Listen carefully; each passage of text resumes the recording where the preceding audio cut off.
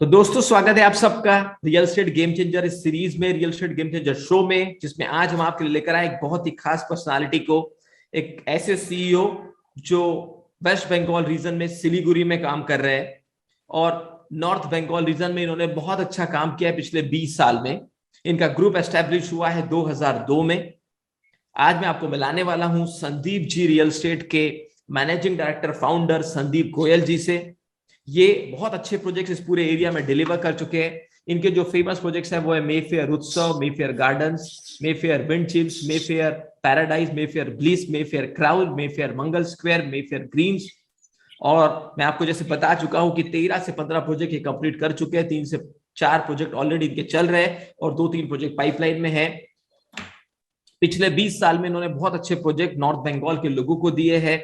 ये CRISIL rated company है, क्रेडाइन north Bengal में ये अभी मेंबर है। और सबसे महत्वपूर्ण बात की 2015 से 2018 तक ये प्रेसिडेंट रह चुके हैं क्रेडाइन नॉर्थ बंगाल के और ये फाउंडर मेंबर है क्रेडाइन नॉर्थ बंगाल चैप्टर के। सो मैं बहुत खुशी के साथ आप सबको मिलाना चाहूंगा एक ऐसे फाउंडर मेंबर, एक ऐसे सीईओ रियल एस्टेट कंपनी के, Sandeep Goyal ji from Sandeep ji real estate. Sandeep ji स्वागत है आपका हमारे इस real estate game changer show में। Thank you Amol ji. Good evening everyone. तो मैं मेरी ऑडियंस को बताना चाहूंगा, हमने आपको इतनी सारी डिटेल संदीप गोयल जी के बारे में इसलिए बताई ताकि आप ये समझ सके कि 20 से 25 साल का प्रैक्टिकल एक्सपीरियंस का निचोड़ आपको इस इंटरव्यू में मिलने वाला है। इस इंटरव्यू को एंड तक देखिए और इस real estate game changer series का फायदा उठाइए, जिस सीरीज का सबसे इंपॉर्टेंट मिशन है कि आने वाले 10 साल में कम से कम भारत में 1 लाख अच्छे रियल एस्टेट के transparent honest real estate entrepreneurs खड़े हो सके और उन तक प्रैक्टिकल नॉलेज पहुंचे उन लोगों का जिन्होंने इस इंडस्ट्री में सच में बहुत कुछ किया है। जो रियल एस्टेट गेम चेंजर है, जो रियल एस्टेट के गेम के हीरोज है, उनसे हम आपको रूबरू करवाते हैं। तो सबसे पहला सवाल संदीप जी से मैं करना चाहूंगा। संदीप जी, हमारी ऑडियंस जानना चाहती है कि फाउंडर, सीईओ, डायरेक्टर कैसे अपनी जर्नी तय करते हैं। आपकी स्कूल लाइफ, आपकी कॉलेज लाइफ से लेकर कैसे आपने रियल एस्टेट में एंट्री की, वो सब हमें डिटेल में बताइए। मेरी जो बिजनेस मैंने बिजनेस में एंटर किया वो बहुत अर्ली एज में मैंने बिजनेस में एंटर कर लिया था। My father met with an accident in the year 1987, so I was the eldest son. तो it was the call of as a elder son, it was call कि मेरे को बिजनेस को रन करना पड़ेगा। My family business is of tyres business. Tyres के हम लोग रीसेलर्स हैं, डिस्ट्रीब्यूटर डीलर हैं। जो टायर के हम लोग फैमिली बिजनेस जो टायर्स की थी। किसी ने भी हमारे माने हमारे फैमिली में रियल एस्टेट का कोई भी बिजनेस नहीं किया था। तो रियल एस्टेट का बिजनेस मैंने खुद ही 2002 में चालू किया और I was doing business from 1993 1992-93 से मैंने बिजनेस करना चालू कर दिया था when I was doing my high schooling. Okay okay okay okay. तो बहुत अर्ली एज में आपको एंटर करना पड़ा और 1992 से आप बिजनेस में और 2002 से आप रियल एस्टेट के बिजनेस में हैं। आपकी स्कूलिंग, कॉलेज लाइफ कैसी रही, वो थोड़ा जरा बताइए कि आपका इसके पहले एजुकेशन क्या हुआ है। देखिए, I am not very well educated. I am only class 10 pass and after that I was not able to continue with my education because I had a lot of pressure of running my family business. So I was running my family business, so I cannot make further education, continue for my further education. Yeah. Super super. तो sir ये तो बहुत inspirational journey हो गई, ये तो सबसे inspirational story हो गई हमारे पूरे सीईओ के इंटरव्यू में कि एक फॉर्मल एजुकेशन न लेने के बाद भी इतना अच्छा ब्रांड नेम आपने बनाया है सिलीगुड़ी में, इतने प्रोजेक्ट्स कंप्लीट किए हैं। तो ये इंटरव्यू उन लोगों के लिए भी है जो अगर ये सोच रहे हैं कि रियल एस्टेट में बिल्डर बनने के लिए, कई बार लोगों ने कमेंट करके हमें पूछा, सर कौन सी डिग्री की जरूरत है, क्या पढ़ना जरूरी है। दोस्तों कुछ पढ़ना जरूरी नहीं है, आपके अंदर वो साहस, वो आत्मविश्वास, वो हिम्मत जरूरी होती है अगर आपको ग्रो करना है। और उसका बहुत बड़ा जीता जागता एग्जाम्पल संदीप गोयल जी कि इन्होंने कुछ कारणवश जब इनके ऊपर जिम्मेदारियां ज्यादा आ गई तो अपने एजुकेशन को छोड़ दिया, लेकिन अपनी जिद को नहीं छोड़ा, अपने जुनून को नहीं छोड़ा और एक बहुत अच्छे real estate builder brand name इन्होंने एस्टैब्लिश किया। बहुत मजा आने वाला है, आगे इंटरव्यू में जुड़े रहिए हमारे साथ। सर नेक्स्ट क्वेश्चन आपसे ये करना चाहूंगा कि हम तो जानते हैं संदीप जी रियल एस्टेट के बारे में जितना हमने पढ़ा है वेबसाइट्स में, लेकिन हम आपसे जानना चाहते हैं इस ग्रुप के बारे में, इसकी शुरुआत, ये कैसे प्रोजेक्ट्स आपने, कैसे चैलेंजेस को हैंडल किया, अभी आप कितने प्रोजेक्ट्स कर रहे हो और डिटेल में बताएं आगे क्या प्लान है आपके। देखिए, ये कंपनी वैसे तो हम लोगों ने कंपनी स्टार्ट की थी 2002 में। तब ये पूरा पर अभी तो इसे ऑर्गेनाइज सेक्टर हो गया है। तब ये पूरा का पूरा यहाँ पे तो अनऑर्गेनाइज सेक्टर ही था। तो हमने स्टार्टिंग में जो प्रोजेक्ट किए तो फर्स्ट प्रोजेक्ट हमने किया था, बहुत स्मॉल प्रोजेक्ट था और उसको जॉइंट वेंचर में हमने किया था। वो लैंड हमारी खुद की नहीं थी। तो हम लोग तो फैमिली की बिजनेस थी हमारी, टायर की फैमिली की बिजनेस थी हमारी। तो उसके अलावा हम लोग के बिजनेस रियल एस्टेट में कोई बिजनेस में था नहीं। तो बालू बजरी सीमेंट पत्थर क्या होता है, इंजीनियर आर्किटेक्ट कैसे बनते हैं, कैसे डिजाइन होते हैं, कैसे बेचते हैं, इसके बारे में कोई नॉलेज ही नहीं थी। ओके। लेकिन था ये कि रियल एस्टेट इंडस्ट्री में घुसना है, कुछ नया करना है। टायर की बिजनेस तो पूरी फैमिली करती आ रही थी, बाप दादा ने की है, हमने भी की, और अब उसमें ग्रोथ नहीं दिख रही थी। तो लगा कि अब ग्रोथ के लिए छोटे भाई थे, वो भी बड़े हो गए थे, तो they can run the family business of tyre. तो उस टाइम से जो जुनून था, जील था कि कुछ नया करके दिखाएं, कुछ अच्छा करें। टायर बिजनेस तो किया ही है। देन आई स्टार्टेड, छोटी अपॉर्चुनिटी मिली तो छोटा 18 फ्लैट का एक प्रोजेक्ट लिया था ज्वाइंट वेंचर में, जो आपने आनंद मंगल स्क्वायर बताया। आनंद मंगल स्क्वायर हमने स्टेशन फीडर रोड है यहाँ पे, वहां बनाया था। और उसके बाद में फिर नो लुकिंग बैक, उसके बाद में फिर हमने काफी सारे प्रोजेक्ट्स आने लगे, रियल एस्टेट की समझ आ गई, नॉलेज आ गई, तो काम आगे बढ़ते चला गया। बहुत बढ़िया, बहुत बढ़िया। और उसके बाद में हमने 2007 2008 मेफेयर गार्डन्स, जबकि जब हमने वो प्रोजेक्ट्स बनाए थे तब लोग बोलते थे कि यहाँ पे प्रोजेक्ट बिकेंगे ही नहीं, ये तो आउट ऑफ सिलीगुड़ी है, जबकि वो सिलीगुड़ी में हुआ करता था। तो उस टाइम में हमने 1200 रुपए स्क्वायर फीट की फ्लैट बेचे हुए हैं। वाह, 2008 में यहाँ पे हमने 1200 रुपीज आपने, पर स्क्वायर फीट का फ्लैट बेचा हुआ है। ओके। एंड देन बहुत बड़ी बात है, बहुत 2011 काबिले 12 तारीफ बात है जो आप बता रहे हैं। और आपने एक इंस्पिरेशनल स्टोरी है हम सबके लिए आपकी। मैं आगे ये जानना चाहूंगा दोस्तों, मैं आप सबको जैसे बताना चाहता हूँ, आप तो जानते हैं कि मैं doctor Amol Maurya, real estate coach, real estate trainer and real estate entrepreneur. पिछले 15 साल से मैं रियल एस्टेट एंटरप्रेन्योर हूँ, अपनी कंपनीज रन कर रहा हूँ। और ये इंटरव्यूज हम क्यों ले रहे हैं, इसके पीछे बहुत बड़ा पर्पस है, क्योंकि मैंने भी जिंदगी में बहुत सारे फेलियर्स देखे हैं। जब मुझे ऐसा लगा कि मैं टॉप सीईओ से जब मिलूंगा, उनसे बात करूंगा, तो और ज्यादा अच्छे लेवल पे मैं अपने बिजनेस को भी बढ़ा पाऊंगा और उन लोगों को भी मदद कर पाऊंगा जिनको रियल एस्टेट में अभी ग्रोथ नहीं मिल रही है, जिनके पास रिसोर्सेस है लेकिन वो सक्सेस नहीं हो पा रहे। मैं जानना चाहूंगा संदीप जी आपसे ये बात कि आपके मेंटर कौन रहे, आपके लिए इंस्पिरेशन कौन रहे, कैसे इतनी कम एज में आपने एंट्री की और बिना कोई ऐसा एजुकेशन लिए इतना अच्छा एम्पायर खड़ा किया। आपके लिए मेंटर, गाइड, इंस्पिरेशन कौन रहे, उनके बारे में थोड़ा बताइए। देखिए, यहाँ पे सिलीगुड़ी में आपने एक उत्तरायण टाउनशिप है यहाँ पे। So it अच्छा, is a township of around 400 acres. That was a game changer of 400 Siliguri's real acres estate. 400 acres. So it was basically a tea okay. garden that time. So Mr. Harshvardhan Neutia is a founder and director of Amuja Neutia Group. The company okay. is based in Calcutta. So Mr. Okay. Harshvardhan Neutia is a national level real estate personality, and okay. from him I was very inspired and motivated.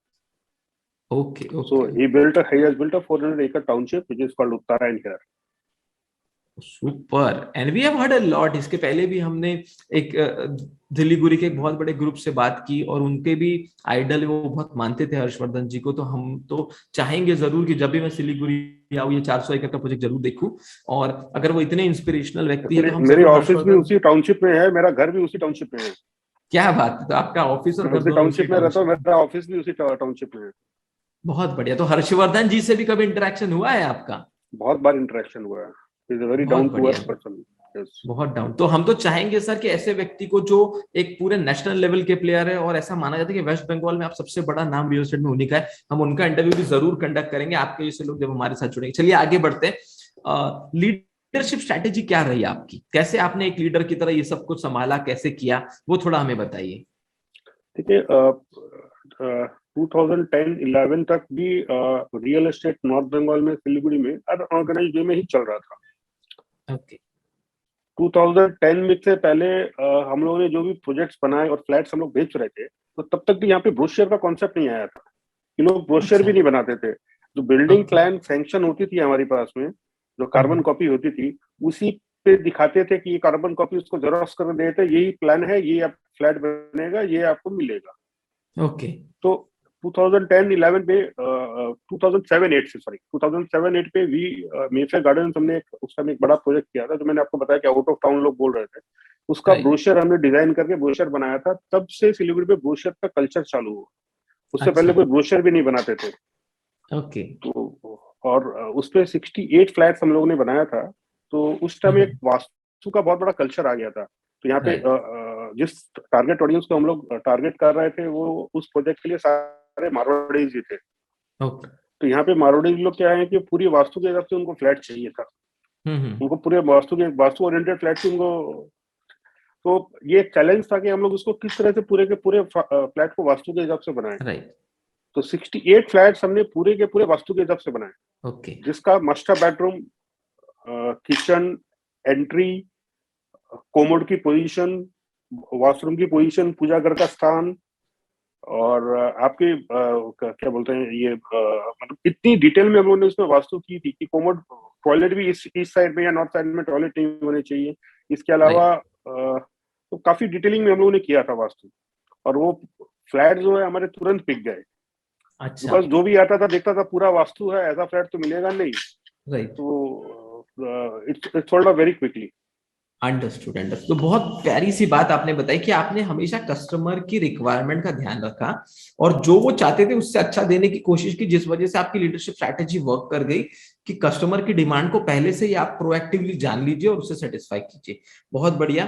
चलिए आगे बढ़ते हैं। As a leader, एक as a director, as a CEO आप काम कर रहे हैं, आप अपनी एनर्जी लेवल को कैसे ज्यादा रखते हैं कि इतना बड़ा टीम मेंबर को संभाल सके? आज आपने कहा कि 40 से 50 आपका फुल टाइम एम्प्लॉइज है, कम से कम 200-300 मिनिमम वेंडर्स होते हैं जो हमें मटेरियल सप्लाई करते हैं रियल एस्टेट के बिजनेस में, और 800 से 1000 मिनिमम लेबर्स काम करते हैं। आपके तो इतने सारे प्रोजेक्ट पे 2-4 हजार लेबर्स ने काम किया होगा। तो सबसे पहले तो धन्यवाद कि इतने सारे लोगों के लिए आपने एक एम्प्लॉयमेंट का जरिया बनाया। अब सवाल है कि इतने सारे लोगों को चलाने के लिए एक डायरेक्टर को, एक ओनर को एक बहुत एनर्जी की जरूरत होती है। तो क्या रूटीन आप फॉलो करते हैं, क्या मॉर्निंग रिचुअल आप करते हैं जिससे आप फिट रहते हैं और अपनी टीम को भी संभाल पाते हैं? और सिर्फ फिजिकली नहीं, मेंटली भी स्ट्रांग रहना बहुत जरूरी है। तो क्या करते हैं आप? 5 डेज ट्राई करता हूँ कि मॉर्निंग वॉक करूँ। ओके। हालांकि एवरी डे पॉसिबल नहीं होता, कर नहीं पाता हूँ, but 4 to 5 days I go for a morning walk and I enjoy okay. it. And after that, around 10 o'clock, I come to my office and my day starts with that. Superb, superb. So you are a morning routine kind of director जो जल्दी उठते हैं, morning walk करते हैं, फिर अपने office आते हैं और डिसिप्लिन और फोकस तरीके से अपना काम चलाते हैं। Very good.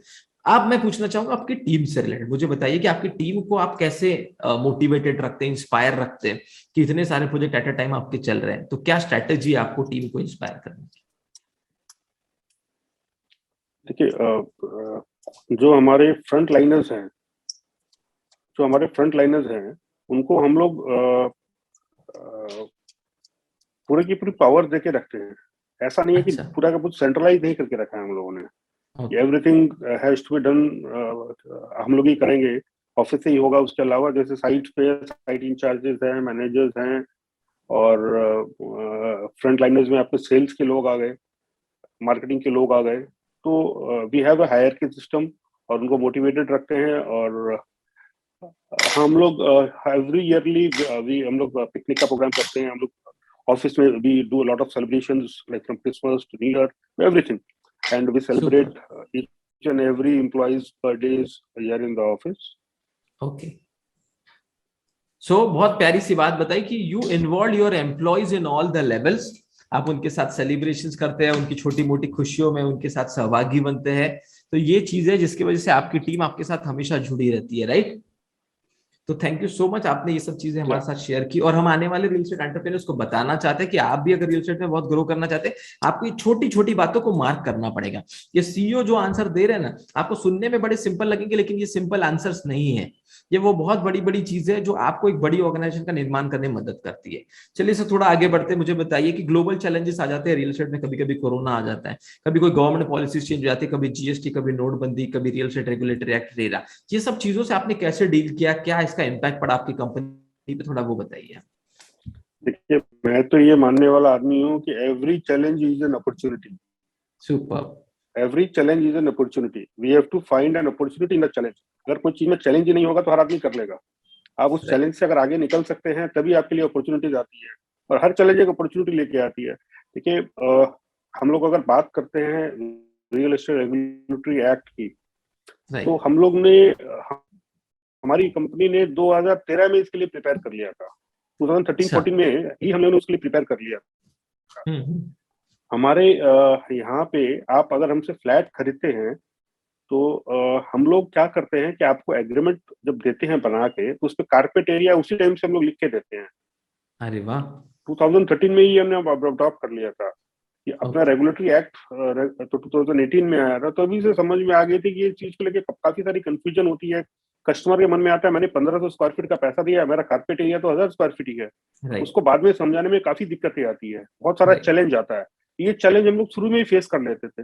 लोग हमें बोलते थे आपका 1500 स्क्वायर फीट का फ्लैट है, आप बोल रहे हैं 1000 स्क्वायर फीट कारपेट एरिया। दूसरा बिल्डर तो कारपेट एरिया की बातें नहीं करता, वो बोलता 20% सुपर बिल्ट है सर, आप 1500 में 20% माइनस कर लो, 1200 आपका कारपेट एरिया। तो हम उसको बोलते थे सर आप फ्लैट का पूरा डिटेल शीट मांगिए कि इसका फ्लैट का कारपेट एरिया विथ वॉल्स कितना है, विदाउट वॉल्स कितना है, इसका कॉमन एरिया कितना है, अपने एक्स्ट्रा सुपर बिल्ट कितना जोड़ा है, पूरा डिटेल शीट दीजिए मेरे।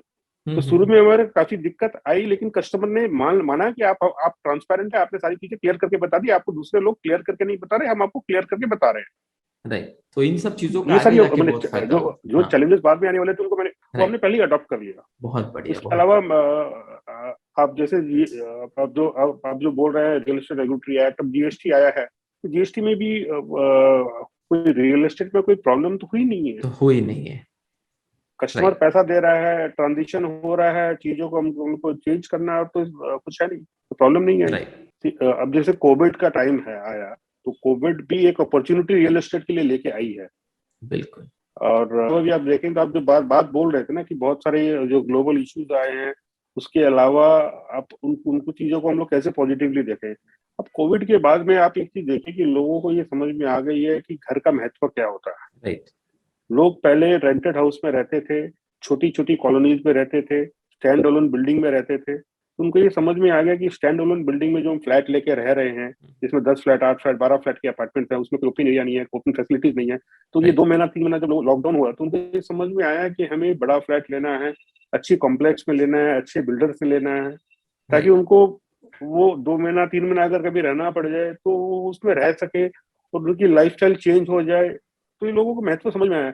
हम लोगों ने देखा है कि आफ्टर कोविड सेल्स बढ़ गई है। राइट। शुरू में अफेक्टेड थी, उसके बाद तो सेल्स बहुत ज्यादा बढ़ गई है। लोग घर खरीदना चाह रहे हैं, अब लोग ये फर्स्ट प्रायोरिटी घर को दे रहे हैं। सही बात है, बिल्कुल सही बात है। तो चलिए, आपने बहुत सारे प्रॉब्लम्स में भी अपॉर्चुनिटीज को ढूंढ निकाला, जैसा आपने कहा, और ये बहुत अच्छी बात है कि 2013 से ही आप उस एक्ट के तहत जो चीजें अब डाली गई है, आप कारपेट एरिया तो 2013 से लोगों को डिस्प्ले कर ही रहे थे, तो आपने ट्रांसपेरेंट और जेन्युइन काम किया, जिसके वजह से आपका क्राउड आपके साथ बना हुआ है, आपके कस्टमर ही आज आपके ब्रांड एम्बेसडर बन चुके हैं। तो बहुत प्यारी सी स्ट्रैटेजी आपने इंप्लीमेंट की, और जीएसटी से लेकर रेरा तक और नोटबंदी तक आपको हर चीज से फायदा ही हुआ, क्योंकि आपने अपना अप्रोच बहुत अच्छा रखा। थैंक यू सो मच ये सब इन्फॉर्मेशन हमारे साथ शेयर करने के लिए। अब मैं आपसे मुझे ये पूछना चाहूंगा। एक चीज आपसे और मैं बोलिए। शेयर करना चाहूंगा। आपने जो बोला ना कि हर चैलेंजेस में अपने को अपॉर्चुनिटी खोजनी चाहिए, तो हमने 2008-9 में एक प्रोजेक्ट कंप्लीट किया था। तो उसपे बहुत सारी प्रॉब्लम्स आई थी। एक मेजर प्रॉब्लम आई थी कि पार्किंग की अलॉटमेंट कैसे हो। ओके। कि पार्किंग का अलॉटमेंट कैसे हो। प्राइस तो पार्किंग के सबके लिए सेम है। राइट। उस टाइम हम लोगों ने पार्किंग लिया था उनसे, 1,30,000 रुपया एक पार्किंग का कॉस्ट था। अच्छा। ठीक है, तो सबके लिए फ्लैट 1,30,000 ही था। G+4 की बिल्डिंग थी। बराबर। अब उसमें कोई पार्किंग सामने है, कोई पार्किंग पीछे है, कोई ड्राइववे से भीतर घुस के है। अब प्रोजेक्ट हमने कंप्लीट कर दिया, फ्लैट उनको हैंडओवर करने की टाइम आई, तो सबने बोला भाई हमारा फ्लैट के साथ आप पार्किंग कौन सा दे रहे हो, पार्किंग तो देना है। अब हर आदमी को बोलते हैं कि मेरे को मेरे फ्लैट तो सामने में, मेरे को फ्रंट फ्लैट की पार्किंग मिलनी चाहिए। जिसकी पीछे है वो बोलता है कि आप पहले उनसे पहले बुक किया था, तो पहले मेरे को अपॉर्चुनिटी मिलनी चाहिए पसंद करने की। अब सबकी बात सुनते तो सभी सही लगते हैं, पैसा सबने सेम दिया। अब कोई बोलता है मेरे पास तो लंबी गाड़ी है, कोई बोलता है मेरे पास में हैचबैक है, तो मैं छोटी पार्किंग क्यों लूं, आप उनके पास तो छोटी गाड़ी है उनको दे दीजिए, पैसे हमने सेम दिए हैं। अब वो बोलता है कि मैंने तो पैसे सेम दिए, मेरे पास गाड़ी आज नहीं भी हो तो भी तो आप मेरे को पार्किंग दोगे। ये बहुत बड़ा चैलेंज बन के आया कि चैलेंज हो उस जाता है। प्रॉब्लम को सॉर्ट आउट करना मेरे लिए समझ नहीं आ रहा था, इसको कैसे सॉर्ट आउट करें। तब हम लोग ने उसके बाद में जो नए प्रोजेक्ट लॉन्च किए, तो हम लोग ने स्टार्टिंग से ही ये सिस्टम बना दिया कि पार्किंग जो है हम लास्ट में अलॉटमेंट नहीं करेंगे। हाँ। पार्किंग को हम लोग स्क्वायर फीट में बेचेंगे। ओके। तो पार्किंग इस को हम लोग तरीके स्क्वायर से। फीट में बेचेंगे। तो अब क्या है कि आप जब हम उसको बता दे रहे हैं कि हमारा पार्किंग का रेट 1,500 रुपये स्क्वायर फीट है, या 1,800 रुपये स्क्वायर फीट है, या 2,000 रुपये स्क्वायर फीट, तो हम लोग ने एक मॉडल बनाया कि हम लोग पार्किंग को स्क्वायर फीट में बेचेंगे, जो इंडिया में आज तक किसी डेवलपर ने नहीं किया होगा। बिल्कुल बिल्कुल, एकदम नई बात है। ठीक है ना। तो उससे क्या हुआ कि हर कस्टमर एक तो सेटिस्फाइड है, और जैसे उसको 2 BHK फ्लैट चाहिए, 1 BHK फ्लैट चाहिए, 3 BHK फ्लैट चाहिए, वैसे उसको कितनी बड़ी पार्किंग चाहिए, वो उसी हिसाब से पर स्क्वायर फीट के हिसाब से उस पार्किंग को खरीद लेता है। क्या बात उससे है। हमारा रेवेन्यू भी बढ़ गया, उससे मेरा रेवेन्यू भी बढ़ गया। हम पहले जो फ्लैट जो पार्किंग एक लमसम कॉस्ट में बेच रहे थे, अब क्या हुआ राइट। कि कुछ पार्किंग एक्चुअली ऊपर, जो जब हम लोग कोई भी प्रोजेक्ट बनाते हैं तो ऊपर के लेआउट के हिसाब से कॉलम फिक्स होती है। तो राइट। पार्किंग जो कभी भी इवन नहीं बन सकती है, वो odd and even right. Sizes में बनती है। तो कोई 120 स्क्वायर फीट की बन गई, कोई 180 स्क्वायर फीट की बन गई, कोई बड़ी बन गई, कोई छोटी बन गई, राइट। बट नॉर्मल साइज से ज्यादा होती है। तो अब हम लोगों ने प्राइस कर दिया कि पर स्क्वायर फीट के हिसाब से बेचेंगे। अब जब पर स्क्वायर फीट के हिसाब से बेच रहे हैं, तो राइट। जो लोग को छोटी कार पार्किंग चाहिए वो छोटी ले रहे हैं, उनको बड़ी चाहिए बड़ी ले रहे हैं। तो बाद का जो अलॉटमेंट का झंझट है वो नहीं रह गया। उसी टाइम बहुत में बढ़िया। ड्राइंग बना देते हैं, दिखा देते हैं यही पार्किंग अवेलेबल, आप पसंद कर लो, आपको समझ में। उससे उनको भी झंझट नहीं रहा, उनको भी समझ में आ गया कि शुरू में ही मैंने ये पार्किंग खरीदी, इतने रुपए में पार्किंग खरीदी है, छोटी पार्किंग चाहिए बड़ी पार्किंग चाहिए। उससे हमारा रेवेन्यू भी ग्रोथ हो गया, रेवेन्यू बहुत भी बढ़ बढ़िया। गया मेरा। बहुत बढ़िया। तो दोस्तों, मैं आपको ये बताना चाहता हूँ कि रियल एस्टेट में ऐसी छोटी छोटी ट्रिक्स और स्ट्रैटेजीज निकल कर आती है। जैसे संदीप जी ने एक प्रॉब्लम फेस की कि भाई एक स्कीम में इनके पार्किंग को लेके बहुत सारे इश्यूज चल रहे थे। अगले स्कीम में इन्होंने सोचा क्यों ना कुछ ऐसा किया जाए कि जिससे ये प्रॉब्लम सॉल्व हो जाए। तो सिर्फ प्रॉब्लम सॉल्व नहीं हुआ, इन्होंने स्क्वायर फीट से पार्किंग बेचना शुरू किया, जिसको जैसा रिक्वायरमेंट था वो वैसी पार्किंग लेने लगा और इनका रेवेन्यू मॉडल भी इंक्रीज हो गया। बहुत बहुत काबिल तारीफ मैं बातें कहना चाहूंगा संदीप जी आपकी। चलिए थोड़ा आगे बढ़ते हैं। Sandeep ji, other than the normal education, अब वो एजुकेशन तो छोड़िए, लेकिन आपने लाइफ का एजुकेशन ऐसा लगता है बहुत कुछ लिया है। जितने अच्छे से आज आप हमारे साथ बात कर रहे हैं, इसका मतलब आप कुछ ना कुछ या तो सुनना या किताबों को पढ़ना पसंद करते हैं। तो कोई ऐसी कुछ किताबें या मूवीज या कोई भी चीज जिसने आपको इंस्पायर किया हो, जो आप हमारे ऑडियंस से शेयर करना चाहेंगे, जो आपने कभी पढ़ी हो? देखिए, हालांकि मेरी फॉर्मल एजुकेशन नहीं हुई है, लेकिन मैं मैनेजमेंट की बुक्स पढ़ता हूँ। और डॉक्टर विवेक बिंद्रा हैं, हाँ हाँ। He is a famous motivational speaker and business coach. Yes yes yes, तो उनकी बिल्कुल। बहुत सारी वीडियो देखता हूँ और उनसे काफी मोटिवेटेड रहता हूँ। और वो सारे बहुत अच्छा। सारे केस स्टडीज देते हैं ऑल ओवर द वर्ल्ड की, बहुत सारी कंपनीज की केस स्टडीज वगैरह रहती है कि कंपनियां फेल हुई, क्या स्ट्रेटेजीज है, किस तरह से अभी बिजनेस मॉडल चेंज हो रहे हैं, तरीका चेंज हो रहा है काम करने का। तो हम लोगों को राइट। अपने आप को अपब्रेस्ट करना पड़ेगा, क्योंकि every day is a new day. हर दिन नई टेक्नोलॉजी आ रही है, नई चीजें आ रही है। रियल एस्टेट में भी लोग बहुत सारी नई डिमांड्स आ रहे हैं। लोग चाहते हैं कि प्रोजेक्ट्स, एक टाइम था कि लोग swimming pool, game room, gym room तक ही सीमित रहते थे, राइट। कम्युनिटी हॉल बना दिया। उस टाइम एक स्विमिंग पूल नहीं हुआ करता था, जब स्विमिंग पूल देते तो उनको लगता था कि स्विमिंग पूल का प्रोजेक्ट है। अब वो स्विमिंग राइट। पूल वगैरह तो हर प्रोजेक्ट में होते हैं। तो अब लोग उससे आगे बढ़ गए हैं, तो अब उनको एडिशंस करके देने हैं कि अब हमको नया कुछ और दें। तो क्लब हाउस बना रहे हैं, तो क्लब हाउस पहले खाली ऐसे क्लब हाउस बना के दे देते थे, अब उसमें सेंट्रली एयर कंडीशन कर रहे हैं, अब उसको और बढ़िया से इंटीरियर डिजाइनिंग कर रहे हैं। तो अभी right. Every day you have to give something new and add on. Right right right, बहुत बहुत अच्छी बात आपने बताई। और बिंद्रा जी के वीडियो देखकर आप इंस्पायर होते हैं, उनसे सीखते हैं, वो भी बहुत अच्छी बात है।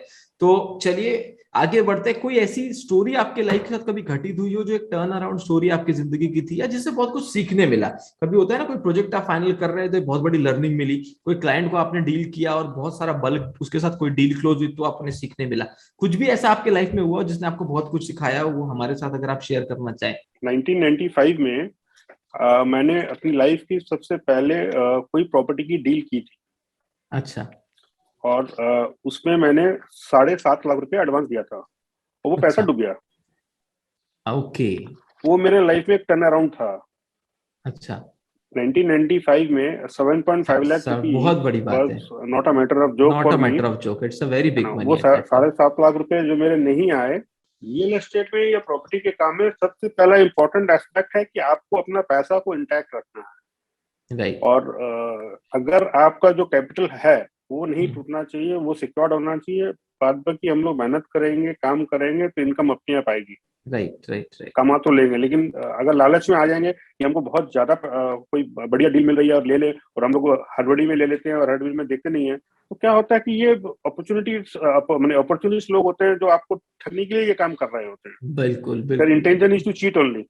उस टाइम इतनी यस। समझ नहीं थी, और फर्स्ट रियल एस्टेट का डील की थी, तो उससे मेरे को समझ में आया कि हाँ, ये एक बहुत बड़ी जिंदगी की सबक मिली कि हाँ, मतलब लालच में आके ऐसा नहीं करने का। पहले प्रॉपर्टी की सर्चिंग करने का है, कागज समझने का, बैकग्राउंड चेक करने का कि आपने किसको पैसे दे रहे हैं, वो पैसे आपके आने की जगह वापस है कि नहीं, अगर ये डील नहीं हुई तो राइट। ये एक बहुत बड़ी सीख मेरे को मिली, लर्निंग मिली मेरे को।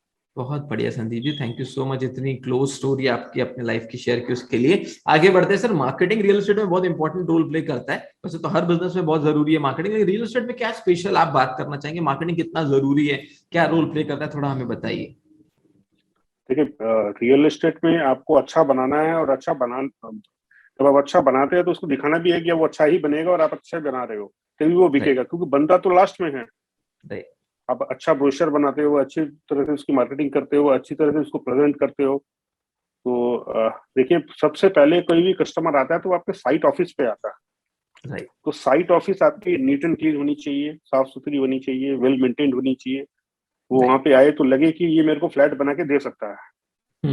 उसको ऐसा नहीं लगना चाहिए कि फर्स्ट इंप्रेशन है कि वो हाँ ये बिल्डर मतलब कुछ है, इसमें दम है। तो आपको साइट राइट। ऑफिस का प्रेजेंटेशन, आपका ब्रांडिंग किस तरह से आप कर रहे हो, किस तरह से मार्केटिंग कर रहे हो, वहाँ पे लोग कौन बैठे हुए हैं आपके, वो किस तरह से चीजों को प्रेजेंट करता है, ये फर्स्ट इंप्रेशन अगर नहीं सही बैठेगा तो आपके फ्लैट लेगा, वो सही बात है, वहां एकदम से वो सही। नेगेटिव इम्पैक्ट चालू हो जाएगा। राइट। और इसके अलावा देखिए मार्केटिंग में आप एक चीज हमें ये मान लेनी चाहिए कि अगर लोग आपके बारे में पॉजिटिव नहीं बोलते हैं तो मार्केटिंग में कितने भी होर्डिंग लगा लीजिए और कितने भी लाखों करोड़ रुपए स्पेंड कर लीजिए, आप आपकी रेपुटेशन अगर मार्केट में सही नहीं है, आपकी गुडविल अगर सही नहीं है, आपको लोग अगर आपके बारे में पॉजिटिव बातें नहीं करते हैं, तो आप सैचुरेशन पॉइंट पे आ जाओगे। बराबर। आप कोलेटरल्स आप करोगे, कोलेटरल्स आप जो मैंने कर रहे हो, मार्केटिंग कर रहे हो, होर्डिंग्स कर रहे हो, और कोई भी तरह से मार्केटिंग एक्टिविटी कर रहे हो, but people have to speak positive about you and your yes, company. बहुत बड़ी बात आपने की Then Sandeep it ji, gives बहुत बड़ी बात। it gives it amplifies your marketing. Yes. तो दोस्तों मैं आपको थोड़ा सा ना इस चीज को समझा कर बताता हूँ, इसे बहुत ध्यान से समझिए। इन्होंने कहा आप लाखों करोड़ों मार्केटिंग पे खर्चा कर दीजिए, चाहे आप ऑफलाइन कीजिए चाहे आप ऑनलाइन कीजिए, लेकिन अगर आपकी ब्रांड नेम, आपका रिस्पेक्ट लेवल, आपके पुराने कस्टमर अगर खुश नहीं है, आपका रेपुटेशन ठीक नहीं है मार्केट में, तो आपके करोड़ों रुपए वेस्ट हो जाएंगे। अगर मार्केटिंग अच्छी करनी है, सबसे पहले अपना ब्रांड नेम, अपना रेपुटेशन अच्छा बनाइए, अपने प्रीवियस प्रोजेक्ट्स को अच्छे तरीके से डिलीवर कीजिए, फिर मार्केटिंग कीजिए, रिजल्ट 4 गुना मिलेंगे। लेकिन अगर आपने प्रीवियस प्रोजेक्ट्स में अच्छा नहीं किया, आपकी ब्रांड नेम अच्छा नहीं, रेपुटेशन अच्छा नहीं, और फिर मार्केटिंग में कितना भी खर्चा कर दीजिए, माउथ पब्लिसिटी अगर आपकी खराब है, आपकी ब्रांडिंग खराब है, तो वो कोई काम नहीं आने वाला। Thank you so much Sandeep ji. आगे बढ़ते हैं, बात करते हैं सेल्स की। बहुत इंपॉर्टेंट डिपार्टमेंट है, बैकबोन माना जाता है रियल एस्टेट बिजनेस का। आपका सेल्स का मॉडल कैसे काम करता है और देहरादून में आप लोग सेल्स कैसे करते हैं? क्या आपके फुल टाइम एम्प्लॉय सेल करते हैं, क्या चैनल पार्टनर सेल करते हैं, या दोनों का हाइब्रिड कॉम्बिनेशन में आप काम करते हैं? थोड़ा दोनों बताइए। का हाइब्रिड कॉम्बिनेशन है, दोनों का हाइब्रिड कॉम्बिनेशन है। हम लोगों की खुद की सेल्स वर्टिकल भी है और इसके अलावा चैनल पार्टनर्स भी है। हालांकि चैनल पार्टनर्स के थ्रू से अभी सेल्स काफी कम ही आ रही है, ओके। डायरेक्ट सेल्स ही हमारे यहाँ पे ज्यादा है। ज्यादा होती है। पर ओके। चैनल पार्टनर्स भी हैं। अब देखिए चैनल पार्टनर्स भी बहुत इंपॉर्टेंट फैक्टर हैं राइट। रियल एस्टेट इंडस्ट्री में। देखिए अगर आपके साथ में अच्छे चैनल पार्टनर्स अगर एसोसिएटेड नहीं है, आज एक जो फ्लैट खरीदने के लिए एक इंटेंडिंग बायर आता है, वो आपके साइट पे भी आता है, ऑनलाइन भी जाता है, वो रियल्टर से भी बात करता है, चैनल पार्टनर से भी बात करता है, लोगों के प्रोजेक्ट्स भी देखता है, तो उसको सारी जगह से पॉजिटिव फीडबैक मिलना चाहिए आपके बारे में। राइट। तो मैंने आपको ये बोला ना कि जैसे हम लोग हमारा प्रेजेंटेशन साइट पे अच्छा होगा, मेरा ऑनलाइन प्रेजेंस भी अच्छा होना चाहिए, लोग वो पता करे, आपके बैकग्राउंड चेक करे, आपकी गुडविल रेपुटेशन चेक करे, वो आपके बारे में वहां भी पॉजिटिव मिलना चाहिए, तो आपके चैनल पार्टनर और रियल्टर्स भी आपके बारे में पॉजिटिव बोलेंगे, सर बहुत आप कुछ इनसे बोल। फ्लैट लोगे तो आप ले लो, आप ले राइट। सकते हो इनसे, वो हमारे प्रोजेक्ट को पिच करे। राइट। राइट। तो उनसे क्या होता है कि उसके दिमाग, उसके माइंड में बहुत सारे पॉजिटिव क्लिक्स और टिक्स बढ़ते जाते हैं। बिल्कुल बिल्कुल बिल्कुल। तो चैनल पार्टनर्स और रियल्टर्स के बहुत बड़ा रोल होता है। और सारे क्लाइंट्स हमारे पास आए ये जरूरी नहीं है, वो भी मार्केट में बिल्कुल। एग्रेसिवली वर्क करते हैं। हम्म। चलिए, बहुत बहुत बहुत धन्यवाद इतना अच्छा आंसर देने के लिए और चीजों को समझाकर हमारी ऑडियंस को बताने के लिए। अब आगे बढ़ते हैं ऑपरेशन। ऑपरेशन एक बहुत इंपॉर्टेंट डिपार्टमेंट है। क्या ऑपरेशन के लिए आप क्या नई चीजें करते हैं? क्या कोई सॉफ्टवेयर या टूल का भी आप यूज करते हैं? कैसे आप अपने ऑपरेशन को मैनेज करते हैं पूरी काम? देखिए ऑपरेशंस में एक तो साइट मैनेजमेंट हो गया, एक ऑफ साइट मैनेजमेंट हो गया, एक राइट। अपनी अपनी ऑफिस को किस तरह से हम लोग मैनेज करते हैं। सेल्स और मार्केटिंग की जो है उसके लिए हम लोग ने सीआरएम रखा हुआ है, अच्छा। ठीक है, वो सीआरएम के थ्रू से ही होता है। और इसके अलावा और कोई सॉफ्टवेयर हम लोग ये नहीं यूज कर रहे हैं, कोई भी रियल एस्टेट का ओके। कोई सॉफ्टवेयर हम यूज नहीं कर रहे हैं, फिलहाल नहीं यूज कर रहे ओके, चलिए, वेरी गुड। मैनेजमेंट क्या रोल प्ले करता है? आपको क्या लगता है? डिसीजन मेकिंग ऐसा माना जाता है one of the most important thing है। आपके हिसाब से मैनेजमेंट का, टॉप मैनेजमेंट के लोगों का, आप जैसे लोगों का डिसीजन मेकिंग का क्या इंपैक्ट पड़ता है रियल एस्टेट बिजनेस? हैं। देखिए डिसीजन मेकिंग रियल एस्टेट में एक बहुत बड़ी वाइटल चीज है। डिसीजन के ऊपर में सारा कुछ दारोमदार टिका हुआ है। अगर आपका डिसीजन ही गलत हो जाएगा तो सारी चीजें ही गलत हो जाएंगी। तो राइट। डिसीजन तो हम लोग लेते ही हैं, और डिसीजन लेके उसको सही करना है और वो सही होता भी है, तो सही डिसीजन लेना है। और आप अगर बोलेंगे तो देखिए कुछ कुछ चीजें जो हैं वो आपको तुरंत डिसाइड करनी होती है एंड आपको फैसले ले लेने होते हैं। जैसे कि जो मैंने आपको बताया, ये पार्किंग वाला इंस्टेंस बताया, आपको कारपेट एरिया वाला इंस्टेंस बताया, तो आपको प्रोएक्टिवली इन्वॉल्व होना पड़ता है कि आप दूसरे के लिए वेट नहीं करते हैं कि वो पहले करेगा फिर मैं करूंगा। बिल्कुल तो फर्स्ट मूवर एडवांटेज भी आपको उसका मिलता है। सही बात है, हमारे सही साथ तो बात ये है। हमेशा हुआ है कि हर फर्स्ट मूवर हम लोग हमेशा रहे हैं। बहुत नई बढ़िया। चीजें हम लोग ने रियल एस्टेट में लाए हैं। बिल्कुल बिल्कुल, चलिए आगे बढ़ते हैं। मैं पूछना चाहूंगा आपसे कि आपके अगला विजन क्या है, गोल क्या, अगले 5 साल के प्लान्स क्या है संदीप जी रियल एस्टेट? देखिए, हम लोग रियल एस्टेट में तो काम कर रहे हैं, इसके अलावा अभी हम लोग हॉस्पिटलिटी में एंटर कर गए हैं। We are running one hotel in Sikkim, very close to Siliguri, so with the brand name of Chlorophyll Hotels and Resorts. Superb. So we have already entered into hospitality and Okay. मैंने आपको बताया कि मैं doctor Vivek Bindra ji से बहुत ज्यादा मोटिवेटेड रहता हूँ। और मैंने उनका हम लोग ने चैनल पार्टनर उनके बने हैं सिलीगुड़ी के लिए। So this is not only because of not of getting business, because I am learning something and I want to learn something. I want my team also to learn new things, and I also want to give the people of my area. You also have take this opportunity and learn new things. Okay, in okay, management very good, and how to run your business. Yeah. Very good, very good. So ये तो हो गया आपके business expansion के plan को related. अब आपको real estate में आगे क्या अपॉर्चुनिटीज और क्या चैलेंजेस लगते हैं? देखिए, रियल एस्टेट में खाली अपॉर्चुनिटीज ही अपॉर्चुनिटीज हैं। चैलेंजेस आती है तो वो अपॉर्चुनिटी लेके आती है। आपको उसको एनकैश करना है।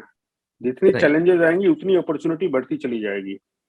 अभी आप देखिए कि इस बजट में वी आर एक्सपेक्टिंग कि real estate will get more boost. There will be the subsidy amount of interest and the principal repayment, ये काफी बढ़ना चाहिए। This will give a lot of boost. ये पॉजिटिव एक्सपेक्टेशन है जो इस बजट से आना चाहिए।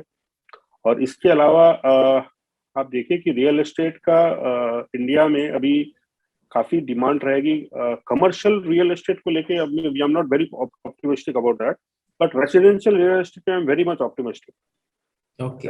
There will be a lot of sales and there will be a lot of demand here, and people are now buying flats और हर level के flats बिक रहे हैं। इट्स नॉट ओनली कि लो एंड मतलब LIG के फ्लैट्स बिक रहे हैं, MIG का नहीं बिक रहे, क्योंकि जो LIG के फ्लैट्स में रह रहे थे उनकी एक्सपिरेशन हो गई अब MIG में जाने के लिए। जो MIG में रह रहे थे उनके एक्सपिरेशन है कि अब उससे अपर वाले स्टेज में जाए। जो लग्जरी में रह रहे थे चाहिए, एक डिकेड के बाद में सारा चीज चेंज हो जा रही है। Every 10 years people are changing things, they want a growth. आपके पर्सनल लाइफ में, आपके हर जगह चीज में ग्रोथ हो रही है, तो आप अपने लाइफस्टाइल में भी चेंजेस चाह रहे हो। बिल्कुल। चलिए बहुत बहुत धन्यवाद। चलिए थोड़ा सा आगे बढ़ते हैं। मैं ये पूछना चाहूंगा आपसे कि अगर रियल एस्टेट में आगे आने वाले एंटरप्रेन्योर्स को बिल्डर बनना हो, डेवलपर बनना हो, मार्केटिंग एजेंसी शुरू करनी हो, तो क्या सक्सेस मंत्र आप देना चाहेंगे? कुछ ऐसे पॉइंट्स आपके प्रैक्टिकल जिंदगी का निचोड़ आप उन्हें बताना चाहेंगे कि ये अगर वो करते हैं तो रियल एस्टेट में सफलता मिलना थोड़ा ज्यादा परसेंटेज बढ़ जाएगा उनकी सफलता का। तो क्या सक्सेस मंत्र होगा रियल एस्टेट में? सबसे बड़ा सक्सेसफुल मंत्र ही है ट्रस्ट। ओके। अगर आपका ट्रस्ट अगर होगा, चाहे आपके बायर्स हो, चाहे आपके वेंडर्स हो, चाहे आपके सप्लायर्स हो, आपके चैनल पार्टनर्स हो, हर सबके बीच में ट्रस्ट होना बहुत जरूरी है। उनको कभी भी ये नहीं लगना चाहिए कि इस कंपनी से हम फ्लैट खरीद रहे हैं या ये मेरे इनकम सप्लायर है या वेंडर है या चैनल पार्टनर है, तो इनके यहाँ से कोई पैसा हमारा कहीं भी इधर उधर हो जाएगा या हमको अपना राइटफुल पैसा नहीं मिलेगा। तो आपकी सक्सेस हमेशा क्लाइंब ही होंगे, आप ऊपर ही जाओगे, डिसेंडिंग कभी नहीं आएगा, ही करोगे। बहुत बढ़िया, बहुत बढ़िया। धन्यवाद ये शेयर करने के लिए कि रियल एस्टेट का सबसे बड़ा सक्सेस मंत्र है ट्रस्ट। ट्रस्ट बिल्ड कीजिए, जब ट्रस्ट बिल्ड होगा तो ऑटोमेटिकली आपकी सक्सेस का रेशियो बढ़ जाएगा। और इसी ट्रस्ट को लेकर एक ऐसे डिपार्टमेंट की अब मैं बात करना चाहूंगा कि रियल एस्टेट में ट्रेनिंग एंड कोचिंग का बहुत इंपॉर्टेंस है। और हम एक ऐसा मिशन लेकर चले कि अगले 10 साल में कम से कम 1 लाख रियल एस्टेट एंटरप्रेन्योर को ट्रेन करना है, कोच करना है, एम्पावर करना है, हैंड होल्ड करके उन्हें आगे बढ़ाना है। प्लस एक ऐसा यूनिक कॉम्बिनेशन लेकर आना है, क्योंकि जैसा हमने पृथ्वी पर देखा है कि अगर आपके सर में दर्द है तो आप कभी डेंटिस्ट के पास नहीं जाएंगे। अगर आपको कोई भी बीमारी, मान लीजिए हार्ट से रिलेटेड है, तो आप कभी ऑर्थोडेंटिस्ट के पास नहीं जाएंगे या किसी ऑर्थोपेडिक्स के पास नहीं जाएंगे। इतने से शरीर में भी अलग अलग ऑर्गन्स को एक डॉक्टर हाथ नहीं लगाता। किसी आई स्पेशलिस्ट को अगर आप पूछेंगे कि आपको स्टमक का प्रॉब्लम है, तो वो सवाल का जवाब नहीं देगा, कहेगा आई स्पेशलिस्ट को। तो कुछ ऐसा ही रियल एस्टेट में हम करने जा रहे हैं कि एक स्पेशलाइज्ड रियल एस्टेट की कोचिंग एंड ट्रेनिंग पे हम लोग काम कर रहे हैं, और आने वाले 10 साल में 1 लाख रियल एस्टेट एंटरप्रेन्योर को डोमेन नॉलेज, फंक्शनल नॉलेज और रियल एस्टेट के माइंडसेट से कुछ ऐसी सक्सेस के लेवल पे ले जाना चाहते हैं। तो ये सब करने के लिए हमने ये real estate game changer series का प्लान किया, जिसमें आपके जैसे सीईओज के practical example, practical case studies को हम लोगों तक पहुंचाना चाहते हैं। आपको क्या लगता है कि ट्रेनिंग एंड कोचिंग का क्या रोल है रियल एस्टेट की इंडस्ट्री में? और अगर आगे हमें ट्रेंड लोग मिले जो बहुत अच्छे से पूरी तरह रियल एस्टेट के मार्केट को जानते हो, जिन्हें सेल्स का नॉलेज हो, क्लोजिंग का नॉलेज हो, साइट विजिट का नॉलेज हो, तो कैसा साबित होगा रियल एस्टेट के लिए? उसके बारे में थोड़ा बताइए। देखिए, ट्रेनिंग एंड कोचिंग जो है वो बहुत ही इम्पोर्टेंट और वाइटल चीज है। आज देखिए, आपका फ्लैट कोई खरीदता है ना, वो भी ये चाहता है कि इसको एक्सपीरियंस हो बनाने का। बिल्कुल। अगर उसको एक्सपीरियंस है तो अच्छे से बनाएगा, उसने बहुत सारी प्रॉब्लम्स को फेस की होगी, चैलेंजेस को फेस की होगी, उसने ओवरकम की होगी। क्योंकि अगर आपके पास में ट्रेंड और पोस्ट मैन पावर आएंगे तो दैट इज मच बेटर। अभी रियल एस्टेट में हम लोग देख रहे हैं कि जो हम लोगों को हायर करते हैं तो उनको रियल एस्टेट का एक्सपीरियंस नहीं होता है। रियल एस्टेट में सुपर बिल्ट एरिया क्या है, फ्लैट का प्राइस क्या है। क्योंकि देखिए, अब फ्लैट आप बेच रहे हो और एक कमोडिटी में बहुत बड़ा फर्क है। एक कमोडिटी बेच रहे हैं 1000, 2000, 5000 रुपए का चीज है, तो उसको बेचने का तरीका, उसकी सेल्स पिच अलग तरीके से होगी। एक 50 लाख, 70 लाख, 1 करोड़ हाई वैल्यू की चीज बेच रहे हैं, उसके क्लाइंटल अलग हो गए, उसकी सेल्स पिचिंग अलग होगी। ये कोचिंग अगर आप स्टार्टिंग से उनको कोच देते हैं और ट्रेनिंग करते हैं तो वेरी गुड थिंग, और उनके होना भी चाहिए। क्योंकि अभी भी इंडियन रियल एस्टेट बहुत ऑर्गेनाइज हो गया है, लेकिन फिर भी 40% अनऑर्गेनाइज भी चल रहा है। अनऑर्गेनाइज ही चल रहा है। बिल्कुल सही कहा आपने संदीप जी। और इसी अनऑर्गेनाइज मार्केट को ऑर्गेनाइज मार्केट में कन्वर्ट करना और लोगों को एम्पावर करना, यही हमारा लक्ष्य है, यही हमारा मिशन है। आखिरी सवाल आपसे ये पूछना चाहूंगा, आज भी इतने बड़े बड़े मैनेजमेंट कॉलेजेस और यूनिवर्सिटी जो है, वहाँ पे रियल एस्टेट का कोई भी ट्रेनिंग कोर्सेज या ट्रेनिंग का कुछ भी नहीं है। तो आपने ये, आप जो ले रहे हो ये कि आप गेम चेंजर ट्रेनिंग और कोचिंग का वो करोगे, तो very good thing, very good thing. Because real estate के हॉस्पिटैलिटी के लिए है, हेल्थ केयर के लिए है, बहुत सारी इंडस्ट्रीज के लिए है, इंजीनियरिंग के लिए, सबके लिए, लेकिन रियल एस्टेट के लिए नहीं। रियल एस्टेट के लिए कुछ नहीं है। बिल्कुल बिल्कुल। तो एक सवाल आखिरी में ये पूछना चाहूंगा कि आज मार्केटिंग एजेंसीज का बहुत बड़ा रोल हो गया है real estate builders and developers की सफलता में, प्लस एजेंट और एडवाइजर्स का। तो एजेंट, एडवाइजर और मार्केटिंग एजेंसी को आप क्या राय देना चाहेंगे कि वो अगर जल्दी सफल होना चाहते हैं या किसी बिल्डर डेवलपर को फाइनल करने से पहले वो क्या देखे, उनके लिए क्या आप एडवाइस करना चाहेंगे? देखिए, जो भी मार्केटिंग एजेंट हैं, एडवाइजर हैं या चैनल पार्टनर्स हैं, उनको आप उनके साथ में जब एसोसिएटेड होते हैं तो आपको ये देखना चाहिए कि उसका गुडविल, रेपुटेशन और ट्रस्ट वाला फैक्टर आ जाता है। आप अगर किसी को अपने साथ में ब्रांड नेम टैग कर रहे हो, आप उसी के साथ खड़े रहोगे, उसी के साथ रहोगे जिसकी रेपुटेशन और गुडविल अच्छी है, जिसके बारे में लोग अच्छा बोलते हैं। अगर उनके बारे में अच्छा नहीं बोलते, आपने उनको, अगर आज मैं ही अगर किसी को चैनल पार्टनर बनाऊंगा तो मैं तो ये देखूंगा ना कि who is the best channel partner, उन्हीं के साथ में मैं जाऊंगा। हमारे एरिया में नहीं भी तो 200, 300, 400 चैनल पार्टनर्स होंगे जो लोग ऑर्गेनाइज सेक्टर में भी काम कर रहे हैं, अनऑर्गेनाइज सेक्टर में भी काम कर रहे हैं, पर मैं अपने ब्रांड तो हर लोगों के हाथ में ही सौंपूंगा। एकदम सही। सिमिलरली उनको भी देखना चाहिए कि आप किनके प्रोजेक्ट को मार्केटिंग कर रहे हैं, किनके प्रोजेक्ट को सेल कर रहे हैं, लीगल कंप्लायंसेस कर रहे हैं कि नहीं कर रहे हैं, ड्यू डिलिजेंस प्रॉपर्ली करते हैं कि नहीं करते हैं, प्रोजेक्ट को टाइमली कंप्लीट करते हैं कि नहीं करते हैं, करते हैं तो जो उन्होंने कमिटमेंट किया है वो पूरा कंप्लीट करते हैं कि नहीं करते हैं, कस्टमर्स कितने खुश हैं उनसे, उनका रिव्यूज क्या है। तो दिस इज वेरी इंपॉर्टेंट, क्योंकि आपको भी लॉन्ग रन में सेटिस्फाइड कस्टमर, उनको भी ये कस्टमर ला के देगा और लेके आएगा। अगर आपने एक डेवलपर को दिया, ऐसे डेवलपर को दे दिया कि जिसने आपको चीट कर दिया, तो अल्टीमेटली क्या होगा ना, वो रियल्टर को भी बदनाम करेगा। एकदम सही बात है, बहुत सही कहा आपने। Thank you so much Sandeep ji, इतनी अच्छी इन्फॉर्मेशन हमारी ऑडियंस के साथ शेयर करने के लिए। और एंड में मैं बस यही कहना चाहूंगा कि आपने इतना प्रीशियस इन्फॉर्मेशन हमारी ऑडियंस के साथ शेयर किया, उसके लिए आपका बहुत धन्यवाद। आपके पूरे टीम मेंबर्स का जिन्होंने कोऑर्डिनेट किया उनका धन्यवाद। हमारी टीम, आपकी टीम और आपका सबका बहुत बहुत धन्यवाद, जिसकी वजह से ये रियल एस्टेट गेम चेंजर का शो, ये सीरीज पॉसिबल हो सकी। तहे दिल से हम धन्यवाद देना चाहेंगे